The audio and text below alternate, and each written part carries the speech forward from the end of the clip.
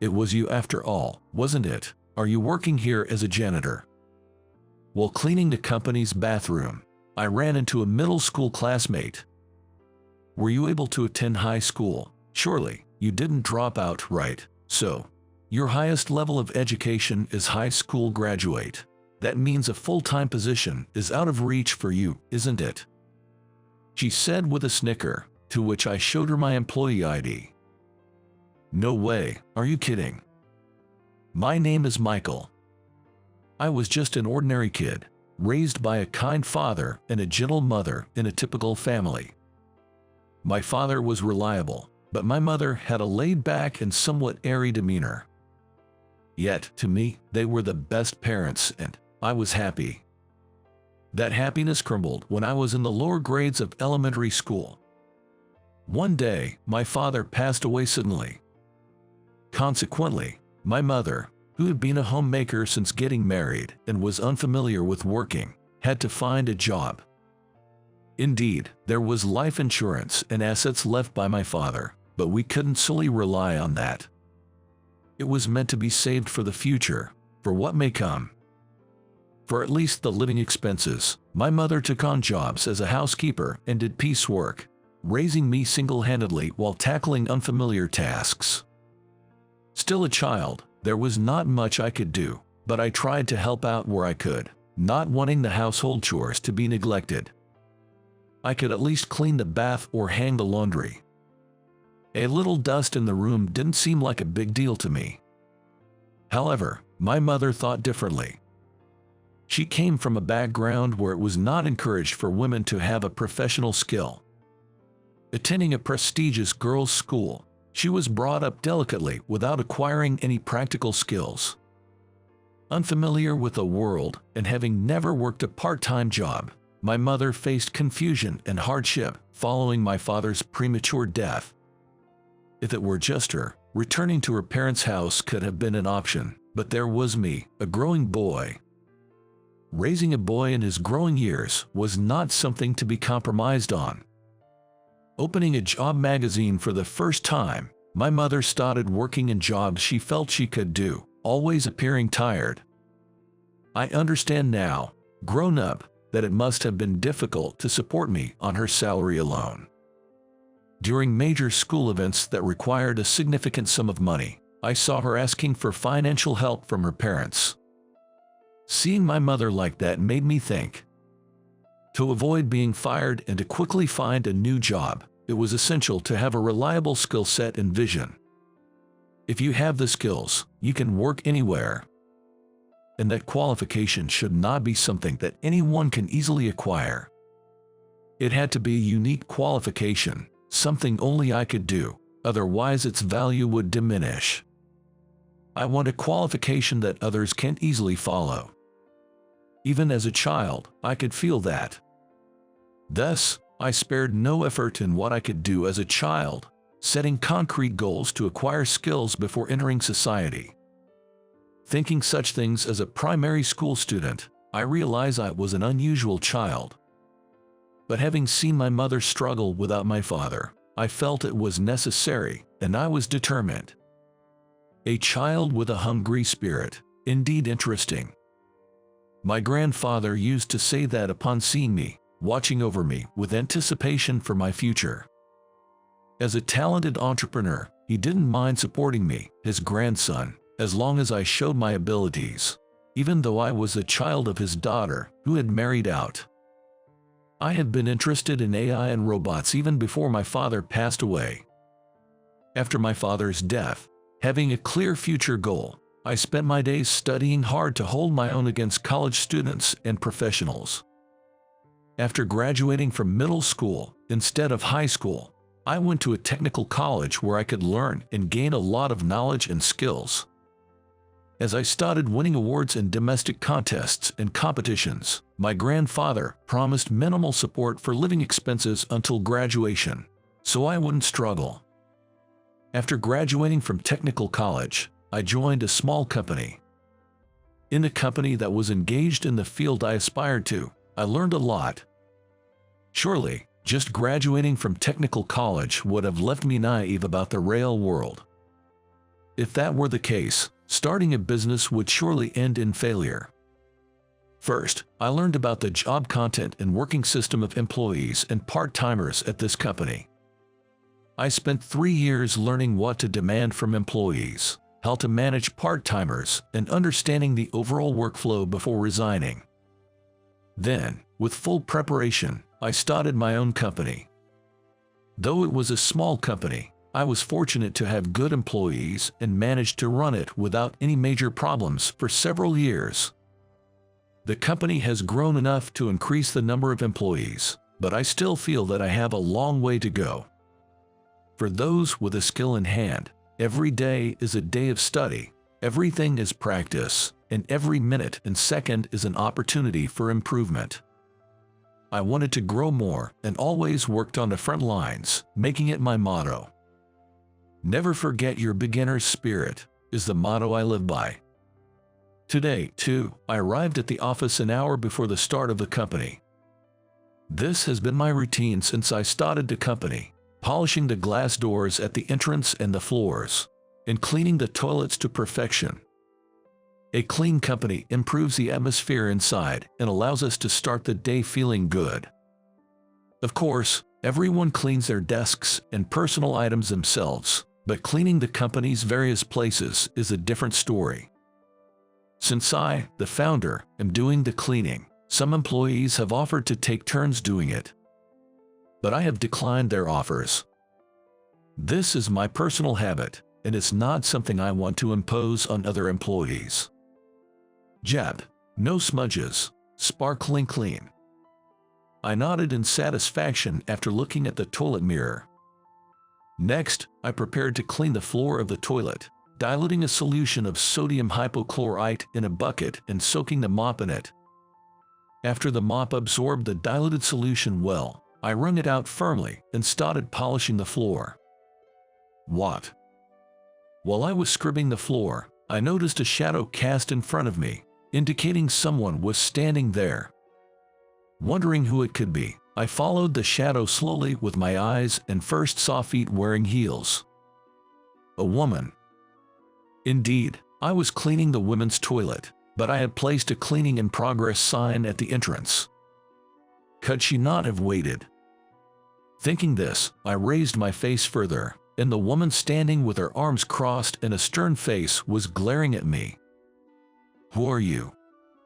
That cold, disdainful gaze seemed familiar.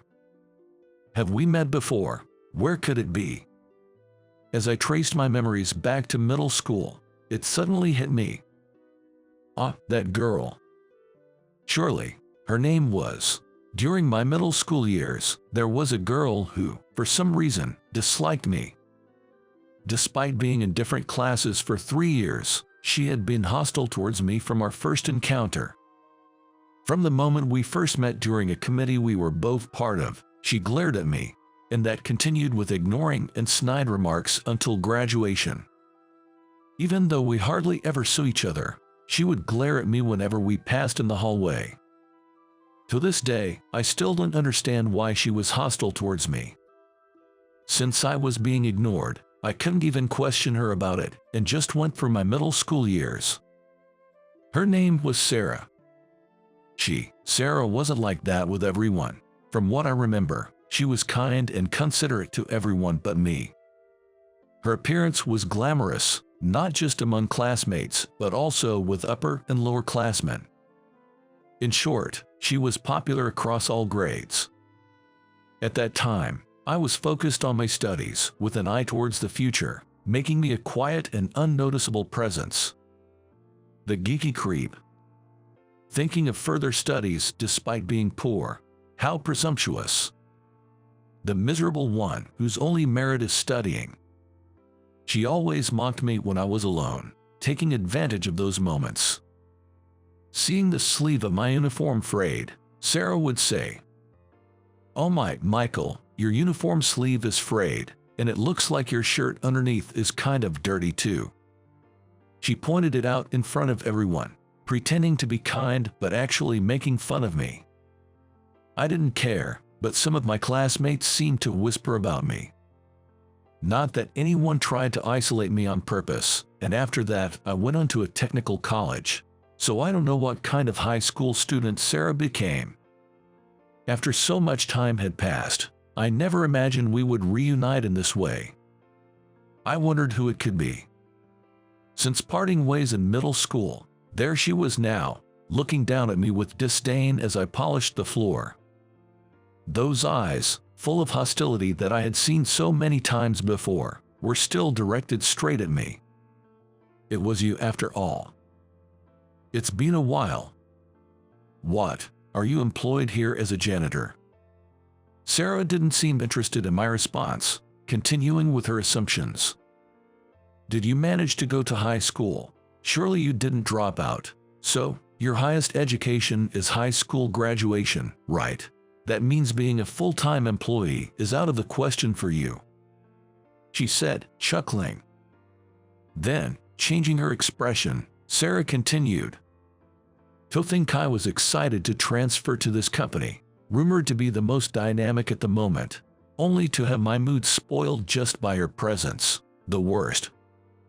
She spat out those words, glaring at me. I thought I lacked the ability to judge people. That's why, although I have set criteria for personnel recruitment, I always leave the final decision to the HR manager. A HR manager I trust. His judgment of people is accurate, and she must be excellent.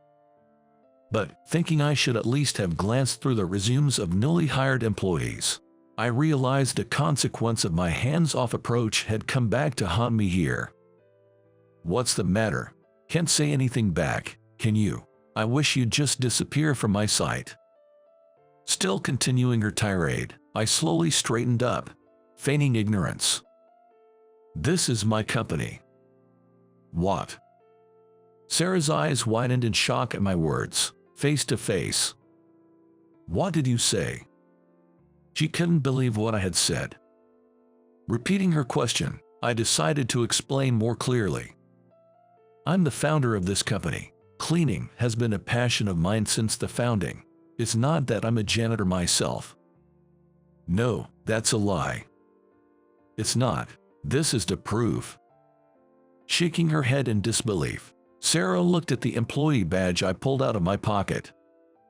It bore the title founder and CEO along with my photo. Certainly not a fake. No way. After staring at the employee badge as if trying to burn a hole through it, Sarah's face turned beet red. Biting her lips, now drawn with a bright shade of lipstick, as if about to break, Sarah glared at me silently before storming out of the bathroom. It's about time to start the workday. So, no apology. Considering her attitude, I sighed, wondering about her future conduct. I'd ask the HR manager later which department Sarah was assigned to, and then return to my original tasks. At the end of the workday, when I visited the HR manager, I learned that Sarah had submitted her resignation after completing her first day of work. At first, I thought it was merely harassment to trouble me. But Sarah did not show up for work the following day or any day after. While questioning her professionalism, I became concerned and asked the HR manager about Sarah's resume and interview, deciding to take action myself. Sarah intended to dedicate herself to this company.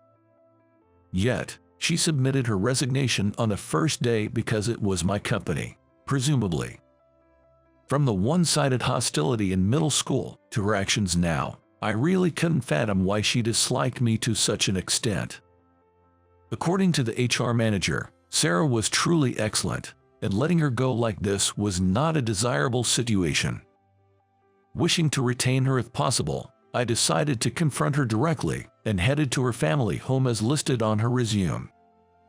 I immediately took a taxi, provided the address, and set off for Sarah's house. Gazing out the window, I felt a sense of nostalgia. The scenery felt nostalgic. I pondered where I had seen this view before, searching my memory. But the first recollection that came to mind was from my middle school days.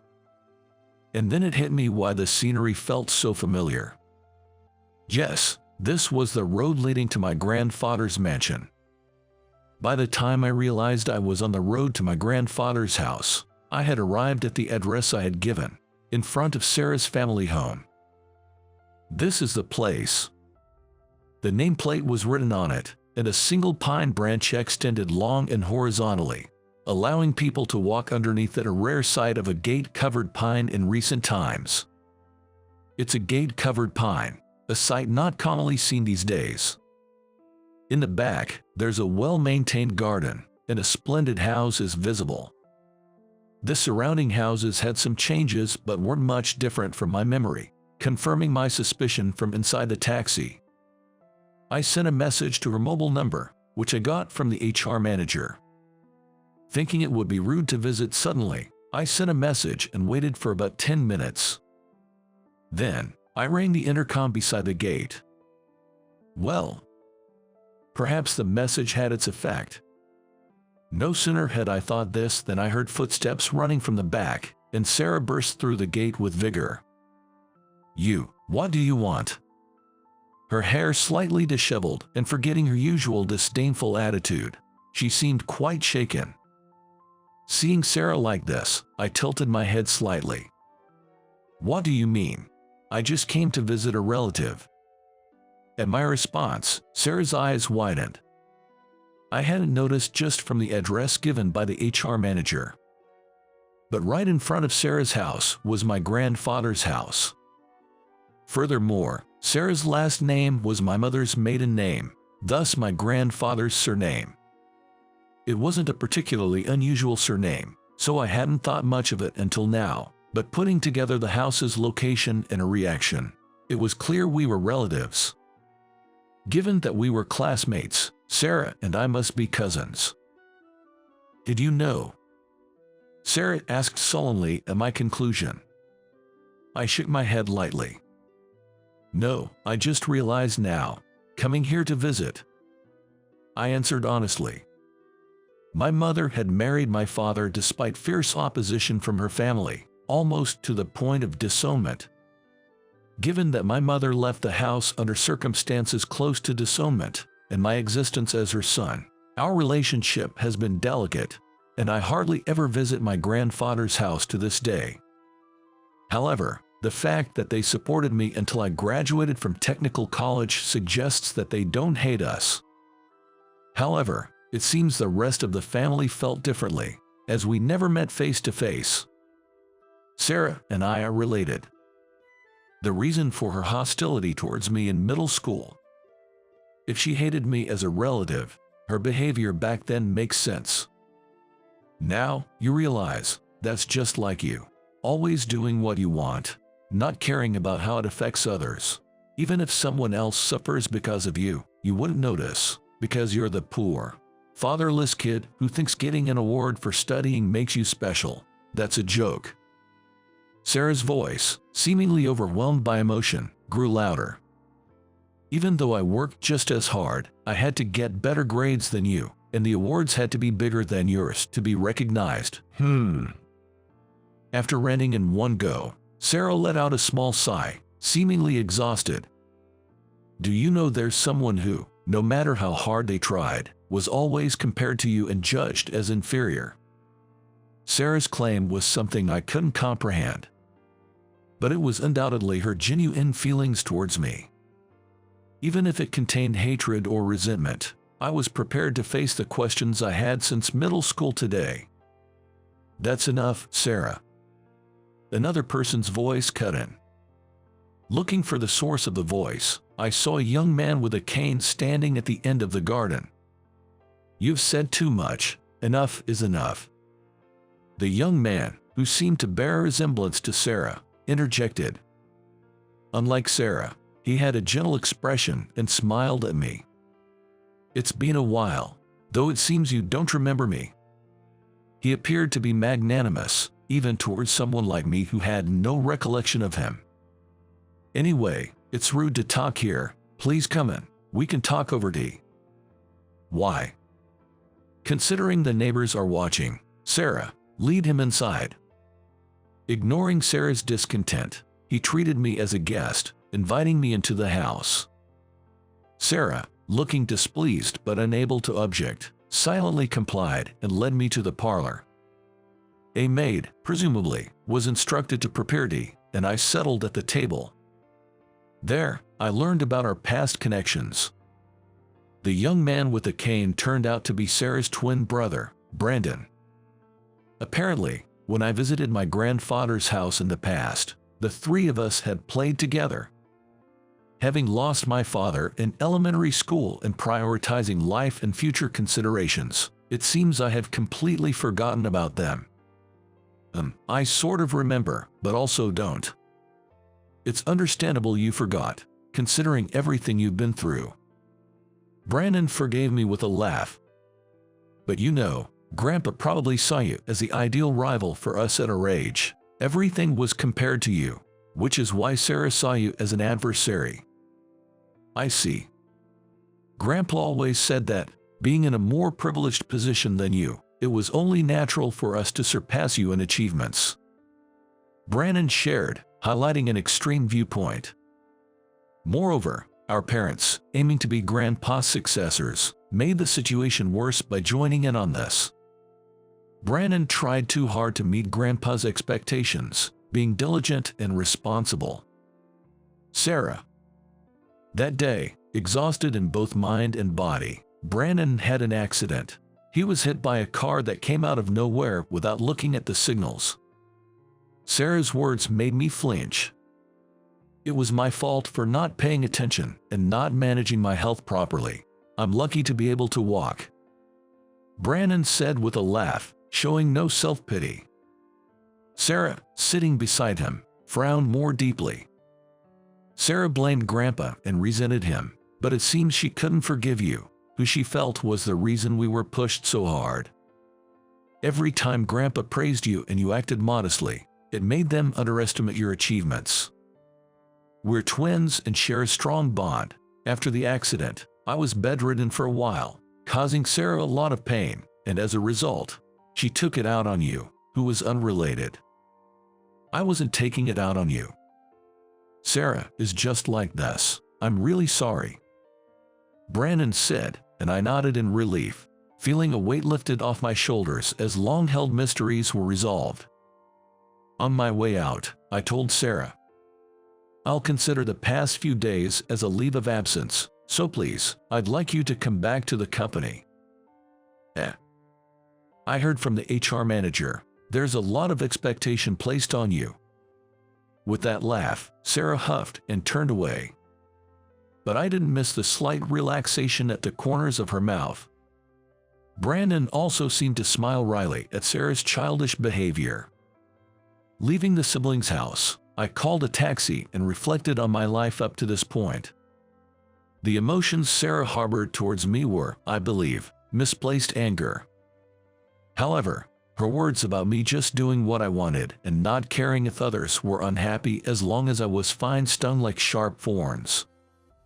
I had learned the importance of having a skill from watching my mother struggle, diligently studying for a future. It was for the sake of living, looking ahead to the future. But if asked whether I never looked down on my more fortunate classmates, I couldn't definitively say number. I had been so focused on myself that I had buried the memories of relatives I spent time with in childhood deep within my memory. Grandpa might have understood my feelings well and deliberately clarified the superiority and inferiority among his grandchildren. Regardless of Grandpa's love for competition and contests, for the first time, I realized that I might have been hurting those around me unknowingly. The fact that I had delegated the entire recruitment process to the HR manager was also because I wasn't facing it myself. It's laughable that such a pathetic man is the CEO. Nonetheless, this unexpected reunion and the disappointment in myself turned out to be a good opportunity to reflect on myself. The motto I live by is never forget your initial resolve. It means, as you become accustomed to things, you tend to become complacent, but you should never forget your original intentions. Despite claiming it as my motto, perhaps the feelings I had when I decided how to live my life have faded. I'm glad to have reunited with Brandon and Sarah today, at this moment. And talking with Brandon reminded me of something. When I stayed at my grandfather's house, they came to visit in the middle of the night, and we lay down on the grass in the large garden, looking up at the night sky together. Despite being in the city, the stars were very visible that night, and the three of us got carried away with excitement. I don't remember what we talked about, but it was a very fun memory. It might be that we will never show innocent smiles like we did back then. Still, I smiled at the thought that it would be nice if the day when we can laugh together again returns.